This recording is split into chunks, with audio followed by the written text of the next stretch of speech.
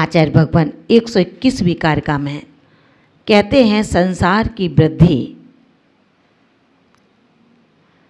वैगुणशील परिसह जयम चचरियम तवम छड़ा बसयम झाणज्जयणम सब्बम सम बिना जाने भव वीयम। 121वीं कारिका में कहा वैगुणशील परिसह जयम, व्रत गुणशील परिसह जय चर्यम, चारित्र तवम तप छड़ा वसयम, षट आवश्यक च माने और झाणज्जयणम ध्यान और अध्ययन से सब्बम सब संसार कम हो सकता है, लेकिन सम बिना सम्यक्त के बिना ये व्रत गुण शील परिसय जय तप चारित्र षट आवश्यक ज्ञान अध्ययन सब कैसा है भव बीयम जान, संसार के बीज जानो। समझ में आया? ये संसार के बीज हैं, संसार को बढ़ाने वाले हैं। मत ठिलाना मत इतराना, अरे कुछ नहीं होगा, स्वर्ग तो मिलेगा, देव तो बनेंगे, कितने दिन के हैं, कितने दिन देव का वैभव भोगेगा। कभी पढ़ो तो सही, देवों की आयु कितनी है? अमर नहीं है देवर, देव अमर नहीं हैं, बस अमर कहलाता है इसलिए कि आयु बहुत लंबी है। उन देवों की आयु का भोग कर लूंगा, भयभीत नहीं होता। कौन? अज्ञानी बहिरात्मा,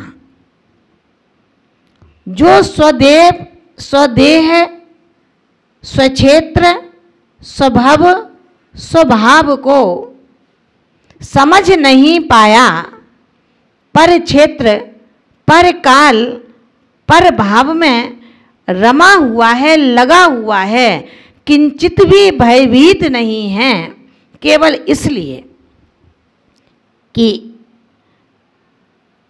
बिना सम्यक्त के मुनिजन नवग्रीवक की यात्रा कर लेते हैं।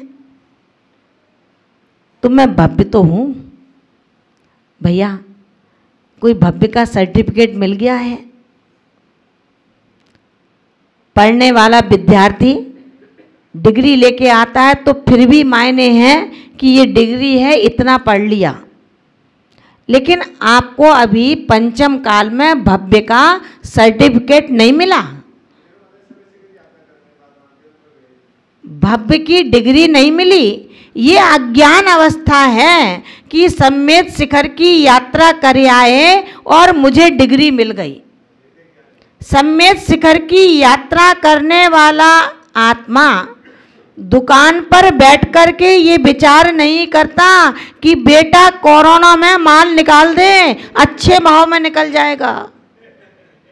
अभिषेक बेटा माल निकाल, कोरोना में अच्छा बिकेगा, प्रॉफिट बढ़िया हो जाएगा। सम्यक शिखर की यात्रा याद रखना भैया, इस गलत फहमी में मत बैठना कि सम्यक शिखर की यात्रा हो गई और भव्य का सर्टिफिकेट आपको मिल गया। भव्य का सर्टिफिकेट तो जो घानी में पेले गए, नवग्रीवक के उपरिम दशा में बैठ गए, जहां पर लगातार लगातार आध्यात्म की चर्चा में सरोकार होते रहे, वो भी संसार से उत्तीर्ण नहीं हो पाए। हे दंभी, खोल अपने प्रज्ञा चक्षुओं को। गुरुओं का आहार दान केवल तुम्हारे जीवन के लिए द्रव्य से कार्यकारी नहीं है, द्रव्य से कार्यकारी नहीं है। मैं रोज पड़गाता हूँ, रोज चिल्लाता हूँ, रोज अच्छा नाटक करता हूँ, लेकिन ध्यान रखना भैया पारस जी, 3 कलश 4 कलश 5 कलश रखने के बाद, तमाम सामग्री चौके में दान देने के बाद, यदि आपके भावों के अंदर सुमधुरता नहीं है, सुकृतपना नहीं है, मृदुता नहीं है, गीलापन नहीं है, आर्द्रता नहीं है, सच कहते हैं, मैं नहीं कहती, ये जैन दर्शन, जैन धर्म का जो दर्शन है, यही तो विशेषता है। अनेकों दर्शनों ने, अनेकों संप्रदायों ने धर्म को अनेक धर्मों से युक्त माना है, बस जैन धर्म में के दर्शन में ये विशेषता है कि ये 2 नयों को लेकर के अनेक धर्मात्मक होने के बाद उसके विरोध को स्वीकार नहीं करता, वरन उसमें समन्वय बैठा देता है। ये जैन दर्शन का ही एक ऐसा अध्यात्म है। इसलिए कभी मत सोचना अणुव्रत, महाव्रत अनेकों प्रकार के गुण से मंडित, 7 शील, 22 परिचय, 13 प्रकार का चारित्र, 12 प्रकार का तप, 6 आवश्यक, ध्यान, अध्ययन आदि ये सब क्रियाएं आप कितना भी करते रहना रे साधक, तुझे समता का नीर, मृदुता का व्यक्तित्व और भाषा समति का पूरा पूरा ध्यान रखना होगा। तिलमिला जाते हैं, तिलमिला जाते हैं। सुंदर चेहरा दिया है उस परमात्मा ने आपको, लेकिन जब कसाई आती है उसकी सुंदरता न जाने कहाँ विलीन हो जाती है। कितना कर्कश, कितना कठोर बोल देते हैं। ना गुरु दिखता है और ना गुरु भक्त दिखाई देते हैं। ध्यान रखना, बड़े बड़े व्रतों को जो करता है, नाना गुणों से युक्त रहता है, तपस्वी कहलाता है। लेकिन यदि सम्यक दर्शन से च्युत है, सम्यक दर्शन से रहित है, बड़ा बड़ा उपदेश भी उसके लिए संसार वृद्धि का कारण है।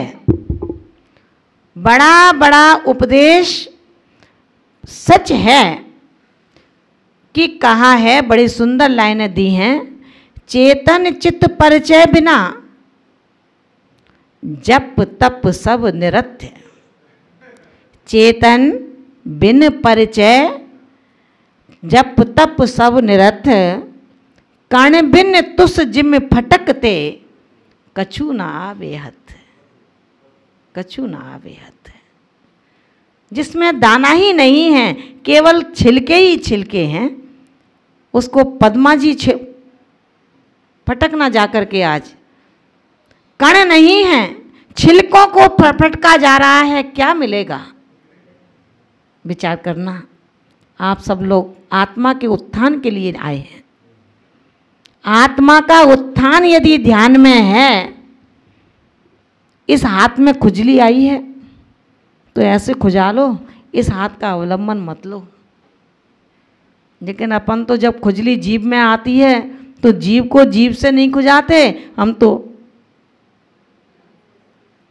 उस मित्र से खुजाते हैं जिसका स्वाद अच्छा है, उसका भी बिगड़ जाए, अपना तो बिगड़ा ही है। ध्यान रखना, अपना घर में तो दीनहीनता दिख ही रही है, लेकिन दूसरे के झूठे दोषारोपण से उसको भी दीनहीन बना करके आत्मिक शांति का एहसास होता है। अरे पापी आत्मा, क्यों ऐसा करता है? जब तुझे पता है कि मेरी शक्ति नहीं है, क्यों इस बाना को लिया था? क्या भगवान घर पर कहने आए थे कि चलो मेरे राज मंदिर में मैं तुम्हें अपना जैसा बना दूंगा? कौन से भगवान आए थे? किस भगवान ने कहा था? राग हो गया चेहरा देख करके और उसमें वैराग्य मान लिया आपने। चेहरे से जो लगाव हुआ, चेहरे से जो राग हुआ, वो वैराग्य नहीं कहलाता, वो भावुकपना कहलाता है। आप भावुक हो गए। भावुकता में आपने व्रत नियम संयम यम को धारण कर लिया। पढ़ने गए थे, माता पिता ने तुम्हें एक अच्छे कॉलेज में एडमिशन करा दिया, अच्छा पैसा खर्च किया। रोज माता पिता बात करते हैं कि बेटा अच्छी पढ़ाई चल रही है ना? हाँ पापा, बहुत अच्छा चल रहा है, चिंता ना करो। और सुनो, रोज फ़ोन मत किया करो, मुझे डिस्टर्ब होता है पढ़ाई में। माता पिता बड़े खुश हो जाते हैं कि चलो बच्चे को इतनी तल्लीनता तो है अपने अध्ययन में कि अपने पेरेंट्स से कहता है कि रोज़ फ़ोन मत करना, मुझे डिस्टर्ब होता है। माता पिता सुखी हो जाते हैं कि बच्चा पढ़ रहा है, लेकिन वहाँ तो इन पुस्तकों को बंद कर दिया गया है, वहाँ तो प्यार की पढ़ाई चल रही है।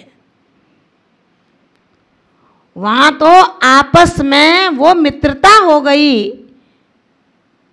वो वचनबद्धता हो गई, जिसके बारे में माता पिता सोच भी नहीं सकते हैं। लेकिन करें क्या? हाई स्टैंडर्ड उनको चैन से जीने नहीं दे रहा।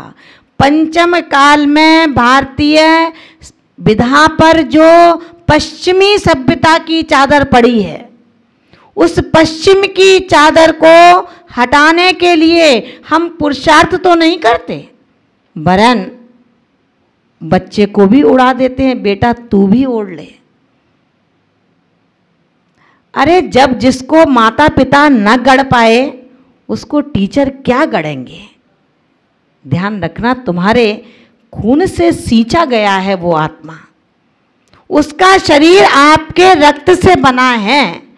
आपके रक्त में वो शिक्षा देने की पद्धति नहीं बन पाई, उसको टीचर से क्या शिक्षा देंगे? जो गुरु के साथ रह करके गुरु के गुणों को न सीख पाया, भला अलग होने से क्या वे गुरु के गुणों को पूर्ण कर सकेगा? विचार करना। इसलिए आचार्य भगवंत कहते हैं, जब तक स्व का परिचय नहीं हो पाया, खुद को नहीं पहचान पाया, खुद की लुटिया डूब रही है, दूसरे की लुटिया की रस्सी खींच रहा है कि अपनी बचा बचा। अरे नादान, तेरी तो खुद की डूबी जा रही है और दूसरे को बचाने में लगा है।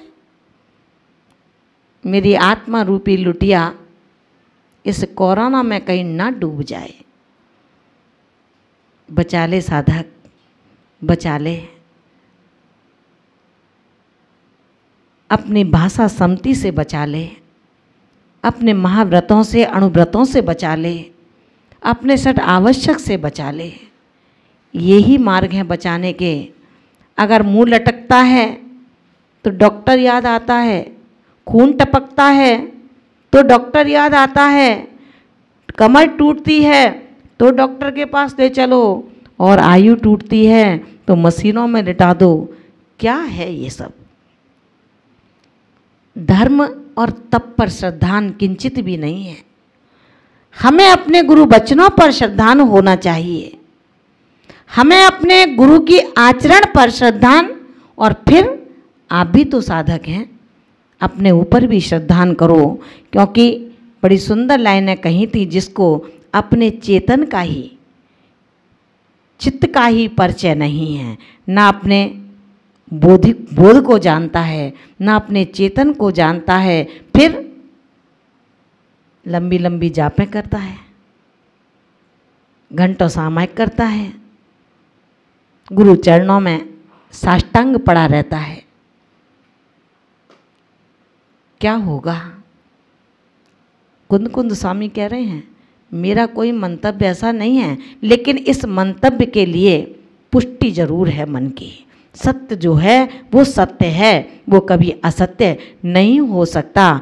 हे साधकों, इसलिए आचार्य भगवान ने कहा है, सम्यक दर्शन, सम्यक ज्ञान, सम्यक चारित्र और सम्यक तप, इन 4 आराधनाओं को प्राप्त करना कोई ऐसा संतरे की गोली नहीं है, अनार का जूस नहीं है।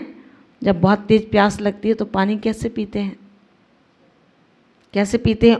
अंजलि लगा लेते हैं मुंह में, ऊपर से पिला दे भैया पानी, जोरों से प्यास लगी है। कायदा तो ये अंजलि अंजलि पियो, लेकिन जब तेज प्यास लगती है तो अंजलि मुंह से चिपका लेते हैं और ऊपर से पानी पीते हैं। आचार्य भगवंत कहते हैं कि कब तुझे जोर से प्यास लगेगी उस सम्यक दर्शन की, कि तू अंजलि से मुंह से अंजलि लगा करके उस सम्यक दर्शन के नीर को पिएगा। कब लगेगी प्यास? कितना समय बचा है?